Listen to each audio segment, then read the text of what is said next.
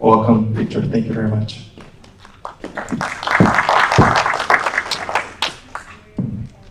Thank you. My friends, my dear friends, to be here today is for me a great pleasure. And I really would like to thank the Canadian Spiritist Council for putting together this event. I really would like to thank the Fraternity Spiritist Society of Calgary for hosting us. Dear volunteers, we really appreciate your effort, your kindness. And to be here talking about Jesus, talking about Jesus' teachings that come to us with the perfume of Spiritism, especially in the 20th century. And what is the invitation for us right here, right now? Jesus said, "But the Advocate, the Holy Spirit, whom the Father will send in my name, will teach you all things and will remind you of everything I have said to you." This verse is very inviting. We are inviting to reflect what is the Advocate. This Holy Spirit, whom the Father will send to teach us, to remind us. In some translations, the word advocate, we have counselor, comforter. What is this? And what is the relationship with the Spiritism? The Spiritism can be divided in 3 eras. As we saw this morning with our Eric and Yvonne, the era of a physical phenomenon, the era of intellectual phenomenon, that we again all saw it with Eric and Yvonne this morning. And we're going to recap a little bit about this era. And we're going to go a little bit deeper in 2 moments. First, this presentation will present facts. Again, focusing on the 20th century.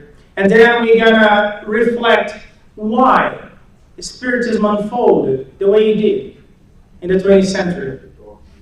Or why the era of intellectual phenomenon unfolded the way it did. And finally, we're going to end today with the question, what is the invitation for us? The era of physical phenomenon, as we saw this morning, revealed the brilliant logic thinking that today serves as the basis for Spiritism. It invited all of us to reflect about the immortality of the soul. It invited all of us, it invited the skepticals, it also invited the serious men.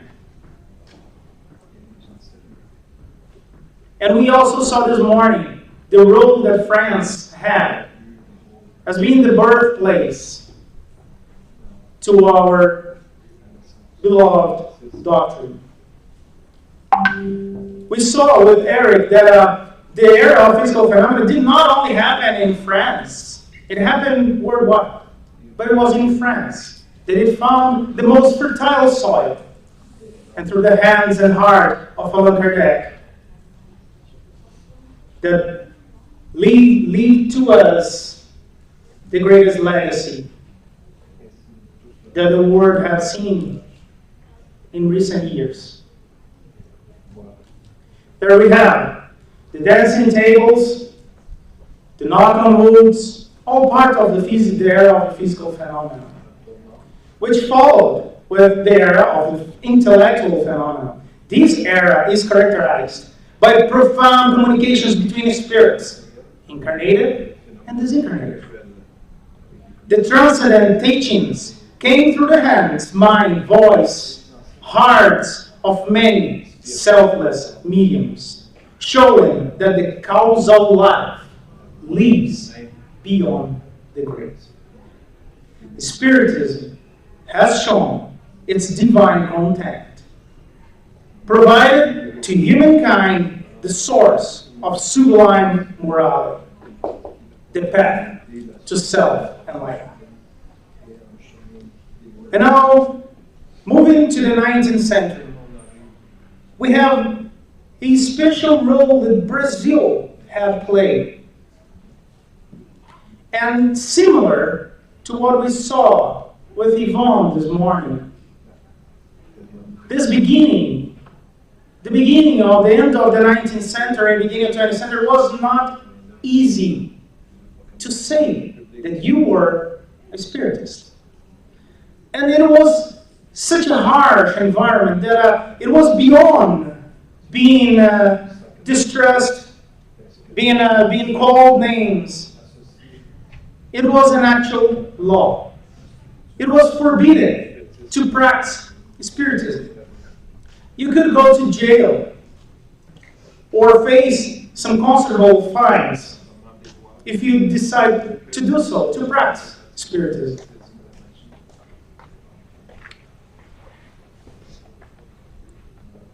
And it's interesting to know that how similar that is when Christianism started. Many people had to, and many institutions had to close their doors with the fear of ending up in the jail. But slowly and steadily, with the perseverance of the pioneers of Spiritism, and now really I'm focusing the pioneers in Brazil, names that we saw this morning with Yvonne, persevering into this phase by their examples, we start seeing the first institutions being founded. In São Paulo, Minas Gerais, Recife, Brazilian provinces. Little points of light. In 1908, we saw in São Paulo the foundation of the Spirits Union of São Paulo. Then Salvador Bahia, in the International magazine, as Yvonne mentioned this morning, in 1925. And in Minas Gerais, in 1926, we had an example of Yvonne do Amaral Pereira. Now I highlighted this example because it's a very special invitation that we have in the example of Yvonne to all of us. Why? Because she is an enlightened spirit that came to this planet with a great mission of transforming the world? No. Because she is just like any one of us, but with a fundamental difference, or to some of us. She decided to change herself. And really attending many suicidal spirits, and here is her picture. It was a little bit of herself that she would attend. She herself was committed suicide in at least 2 incarnations prior to come as a voluntary donor. And her example of, yes, I can, if I so decide to, I can change myself. It's there for all of us. And she published a book that came, it's actually a book from Camilo Castelo Branco, that came through her hands. It's called Memories of a Suicidal. This book, it's to me is still up to today one of the greatest piece of work that we have in recent years. And in 1927, the first Spiritist section took place in Chico Xavier's residence in Pedro Leopoldo. And in 1931, Emmanuel, his mentor, presents itself to the medium, initiating a joint work that would extend until near the end of the life of the medium.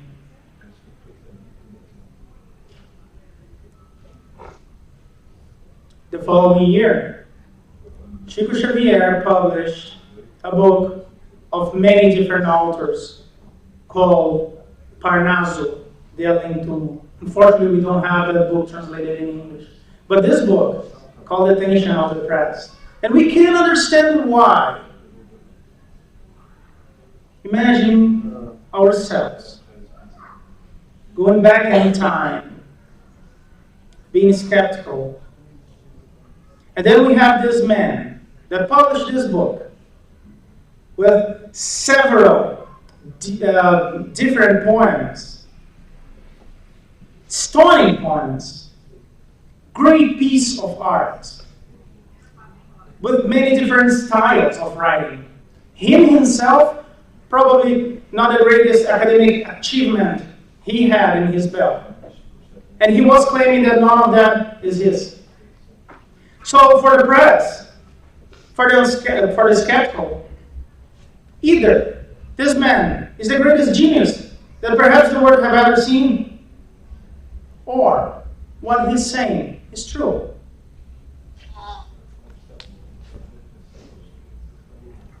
At the time of the implementation of the Estado Novo in the country, 1937, the repression to Spiritism increased again. And the Brazilian Federation had to close the door. So that's just to show that the harshness haven't ended in around the 1930s. And in the year 1938, the book Brazil, Heart of the Word, Homeland of the Gospel. This book was published by Humberto de Campos. This book it helped us understanding a little bit what is the role that Brazil played in this era. It sheds light in this role. Not saying that Brazilians in Brazil there is a privilege, and we are special than other countries. No, every single country has its own mission, its own role in Jesus' illuminating planet. But this book brings light to what was the role that Brazil played. And we're going to be talking more about this book later on. In 1943, André Luiz, another spirit, starts their work with Chico Xavier. And in 1944, we have the book Nosso Lar. Some translations, we have also, you may know it as the Austral Sea, or more literally, our home. This book, it marks another profound moment in this era. Because this book brings to us, full of extremely rich detail, what the life beyond the grave is about. It tells us that we do not become angels because we die. We do not just, as nature would jump, becomes virtuous because we die.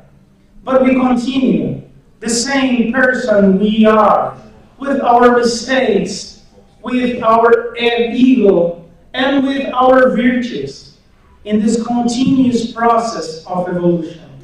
This book is just so profound that would allow Ivone Pereira do Amaral to later publish the Memories of a Suicidal. Ivone was such a careful such a serious medium that she held the publication of this book for 20 years.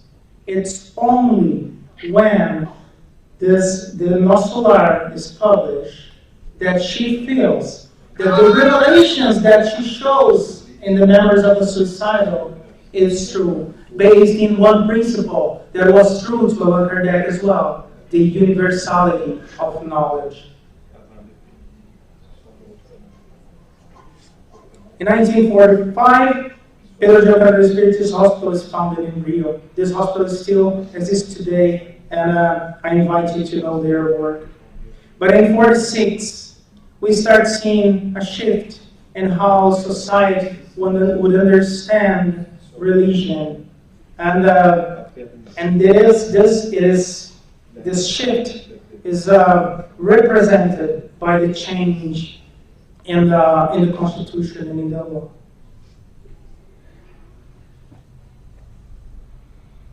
Later, we start seeing the work by Divaldo Pereira Franco. Another great example for all of us. Divaldo is, for me, the greatest Spiritist speaker the world has ever seen up to today. But he is more than a great speaker. He's also an inspirational medium. He's also an inspiration being in the full sense of this word.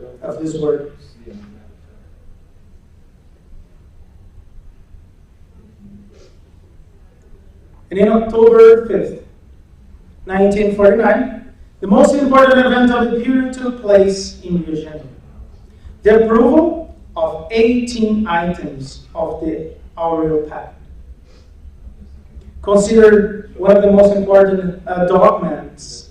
It laid the path to what would happen in the next year. In 1950, the establishment of the National Federative Council. What we see in this moment are the institutions, these points of light, unifying themselves, start the process of union. And this is a celebrating plate with the men responsible for the pact, the Aureal Pact. My friends, what we see in the years 1950s to the 90s, but really we can even extend all the way to the end of Chico's incarnation in 2002. What we see is an incredible expansion of Spiritism, of the knowledge that came through his hands, but it's really the knowledge that came from Jesus, from the spirits. If we call Allan Kardec's collections of book codification, perhaps we could call this phase of the intellectual phenomenon as the deep codification of Spiritism. And very interesting, after the books, we start seeing another format of communication, the movies. The first one in 1979. The International Congress, the first one would only happen in 1989. And the International Spiritist Council in 1992. For us, a very special date, October 2nd, 2008, the day that Spiritist centers across Canada unite themselves and found the Canadian Spiritist Council. And then below here is a non-comprehensive list of the several movies showing us this new format of communicating. These are official numbers, and it's really a challenge to get official numbers with that level of detail. But in 2010, Brazil had 3.8 million Spiritists. Allan Kardec books sold more than 25 million copies throughout Brazil. And the Brazilian Spiritist publishing market exceeds 4,000 titles already published and more than 100 million copies sold. Spiritists books lead the rank of the bestsellers in Brazil. Now these are numbers, my friends. And numbers it's never what we should be after. Spiritism is not about going after and chasing numbers. So the intention today is just to show us, to try to understand, look back to the past and try to understand this era, the era of the intellectual phenomenon, the form of how Spiritism is unfolded to us. Some more recent non-official numbers say that perhaps there are 15, 20, 40 million Spiritists worldwide. And which really triggers the question, so why? Why did Spiritism unfold the way it did? Or why did this era unfold the way it did? And in the book, Brazil, Art of the Word, Homeland of the Gospel, Halil, talking with Jesus, say, Lord, if these unhappy beings who seek material greatness for an impossible happiness march irremediably to the great collective misfortunes, let us visit the ignored continents, where young and simple spirits wait the seed of a new life. In these lands, beyond the great oceans, you could install Christian thought within the doctrines of love and freedom. And then Jesus said, not in this book, but in John, verse 16, as Eric reminded us this morning, and I will ask the Father, and He will give you another advocate to help you and to be with you forever. Again, what can we understand from this word advocate? Jesus then said to Halil, to this wonderful and blessed land will be transplanted the tree of my gospel, of pity and love. In their most generous and most fertile soil, all people of the earth will learn the law of universal brotherhood. We will take advantage of the simple element of goodness and brotherly heart of the inhabitants of these new lands. And later, I will order the reincarnation of many spirits already purified in the sense of humility and meekness among the oppressed and suffering races. My friends, this is already happening. As Chico Xavier told us, Emmanuel should be incarnated. As Divaldo told us, Joana de Angelis should be reincarnated, and many others. And that will be a worldwide phenomenon. Europe received the new revelation without being able to acclimate it in its heart, tormented by the hardest needs. The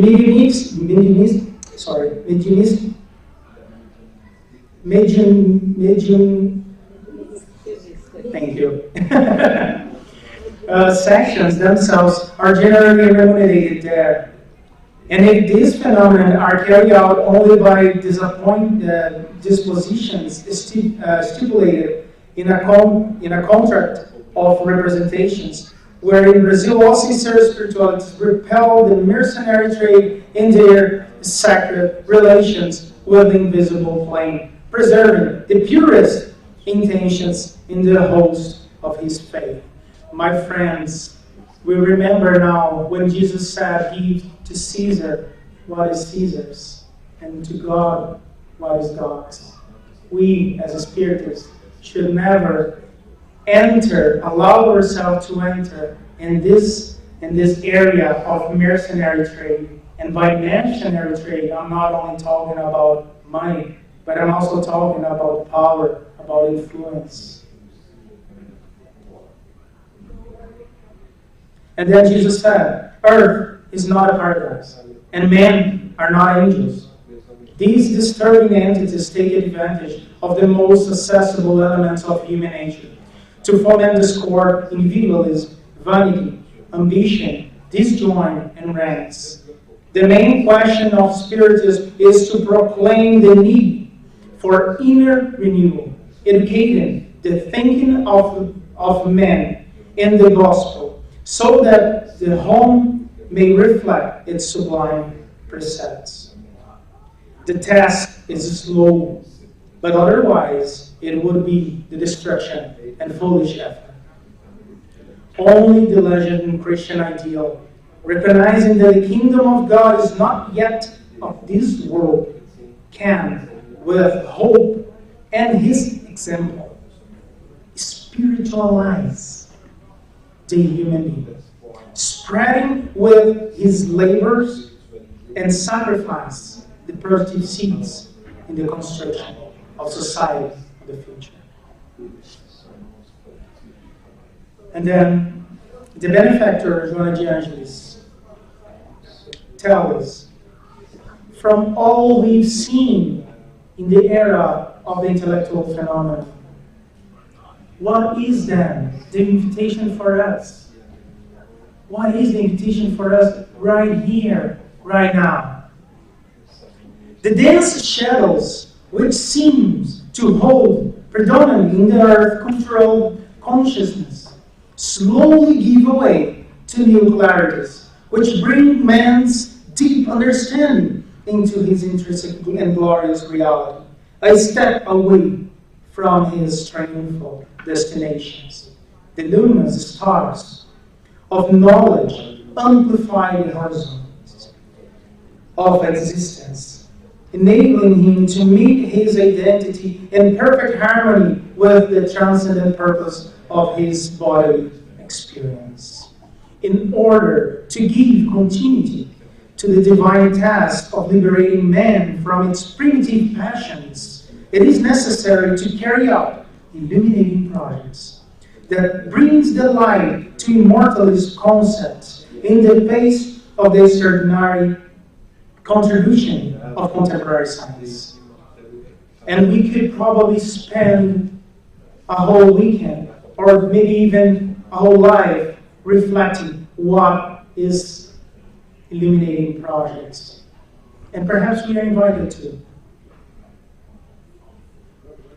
But the benefactor also leaves us with this picture. Qualify and humanize to be spiritualized. Qualify ourselves. Use all the legacy from the second era, from the era of intellectual phenomena, to qualify ourselves, to bring to our hearts, to our feeling, so we can, to humanize ourselves, so we can live, so we can spiritualize ourselves. Spiritism, my dear friends, we are now invited to use all the content provided by Jesus through the hearts of benefactors to transform our moral conduct through work and humility. It is through example that we are invited to unfold the new era of the Spiritism. From the rationality, from the cognitive understanding of the divine laws, from the legacy of the second era, we are all invited to bring all this knowledge to our hearts, feel it, so we can live it. We are the new dancing tables. We are the new psychographic books. We are the new materialized manifestations of the love of God on earth. Thus, let's not hold ourselves back to this cosmic power. May we be now the son of the Calvary.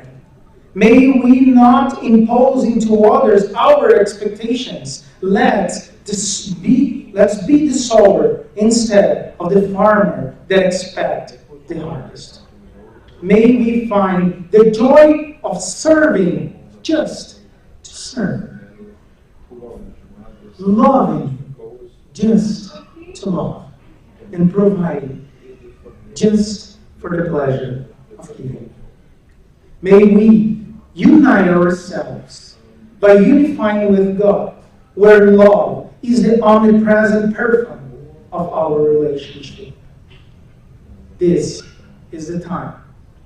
We are being called to the silent sacrifice, to the invisible coliseums, that faithfully we will speak with our actions, emanating the eternal voice. Dear Lord, those that love you give their lives to you. And now, my friends, I would like to invite you to conclude inviting you to go back to that very last moment when Jesus was in the cross. At the cross, the agonized form of Mary produced a painful and indelible impression. With anxious and tortured thoughts, eyes fixed on the wood of poverty, human tendencies, maternal tenderness reverted to the past in bitter memories. There was, in the extreme hour of the well-beloved Son. What had Jesus done to deserve such bitter pains? What profound designs had led her beloved Son to the cross of torment?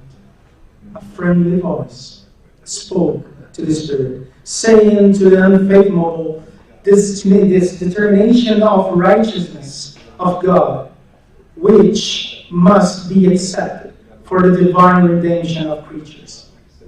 Her heart was bursting with a storm of irrepressible tears. However, in the sanctuary of conscience, repealed her statement of sincere humility.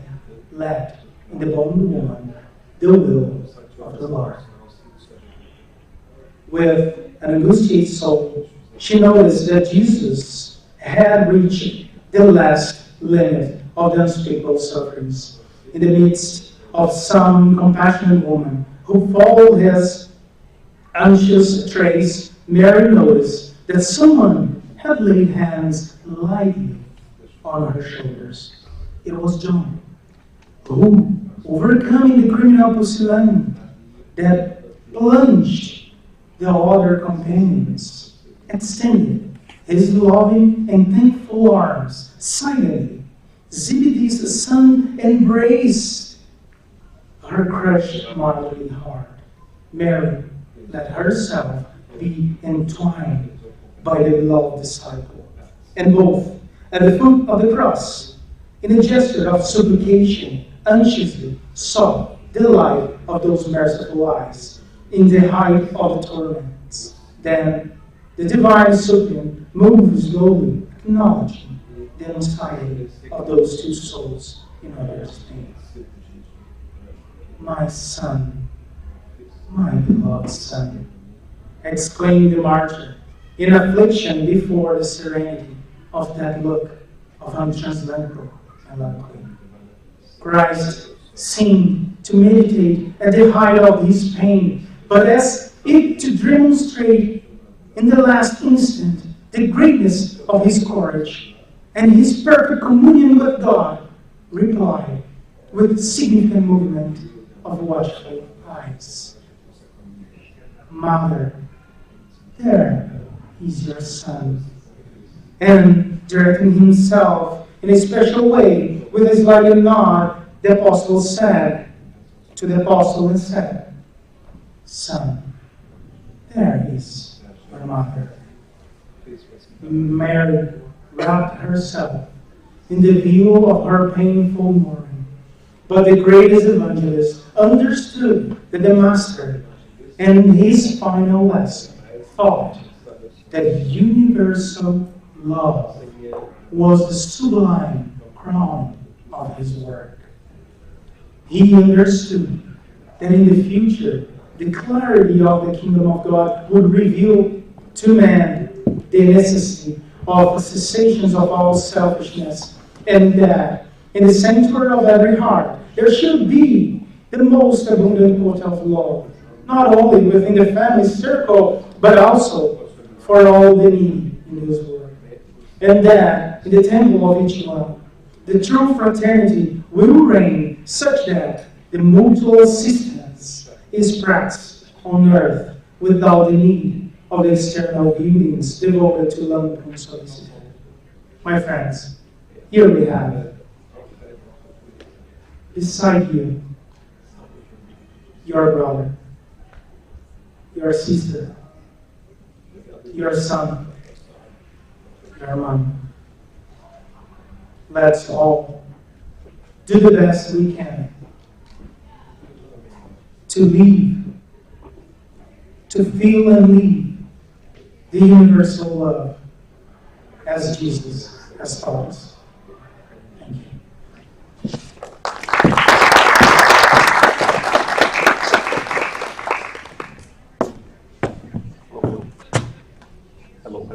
Hello. Yeah. Thank you, Vitor. So as usual, we would like to open for some questions that you might have based on what Vitor has beautifully explained to us. Anyone? One here. Well, Vitor, first of all, thank you very much. It was a very touching talking, and for sure this touched the hearts of many of us. We talked about Ivone Pereira do Amaral, Francisco Xavier, Divaldo Franco. How would you apply their teachings in your life so we can touch on ourselves? How can we apply their teaching? Because I'm pretty sure among of us here today, we have mediums. Many of us are mediums. And they didn't find yet the north as Francisco Xavier or Divaldo Franco.